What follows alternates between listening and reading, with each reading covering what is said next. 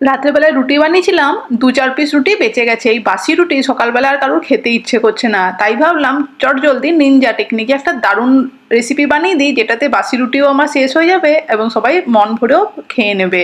এর জন্য একটু পেঁয়াজ আর টমেটো কুচিয়ে নিলাম, এটাও নিনজা টেকনিকে কুচিয়ে নিয়েছি। এরপরে বাটির মধ্যে সেইটা একটা দিয়ে দিয়ে দিচ্ছি এখানে দুখানা ডিম ফাটিয়ে, পরিমাণ মতন একটু হলুদ গুঁড়ো আর সামান্য টেস্ট অনুযায়ী নুন, আর একটু ঝালের জন্য চিলি ফ্লেক্স। সব কিছু ভালো করে বিট করে রেখে দিলাম। এদিকে একটা তাওয়া বা প্যান গরম করতে বসিয়ে তাতে সামান্য সাদা তেল কিংবা বাটার দিলেও আরও ভালো, ভালো করে গরম করে নিয়েছি। এরপরে ফেটানো ডিমটা দিয়ে দিচ্ছি পরিমাণ মতন।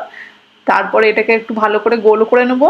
গোল করার পরে একটা দিক যখন একটুখানি হয়ে আসবে, সঙ্গে সঙ্গেই দেখো উপর দিকটা এখনো কিন্তু ডিমটা আছে, সেই সময় দিয়ে দিচ্ছি এখানে বাসি রুটিটা। রুটিটা দিয়ে হাতের সাহায্যে ভালো করে চিপে দিলাম, আর ডিমটাও ভালো করে গোল করে রুটির সঙ্গে মিশিয়ে নিয়েছি, যাতে একদম ভালোভাবে এক সাইডে ডিমটা রুটির সঙ্গে চিপকে যায়।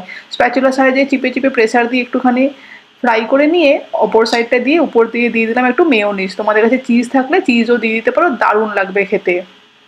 দিয়ে ভালো করে স্প্রেড করে দিয়ে এবার এটাকে ফোল্ড করে দেবো। আর দেখবে এই একটা রুটি দিয়ে সবাই কিরকম চেটে পুটে খেয়ে যাবে, বলবে বাসি রুটি যেন রোজ দিন বাঁচিয়ে রাখি। এরকম টেস্টি আর চটজলদি একটা নিনজা টেকনিকের রেসিপি থাকলে আর কিছুই লাগবে না, রুটির পর রুটি কিন্তু শেষ হয়ে যাবে। এটাকে কাট করে দিয়ে গরম গরম খেয়ে দেখো তো, দারুণ মজা। এবার নিজের মনোমতো কেচাপ নাও, তাতে একটুখানি ডিপ করো আর চায়ের সঙ্গে খেয়ে নাও। এরকম বাসি রুটির রেসিপিটা কেমন লাগলো অবশ্যই জানিও।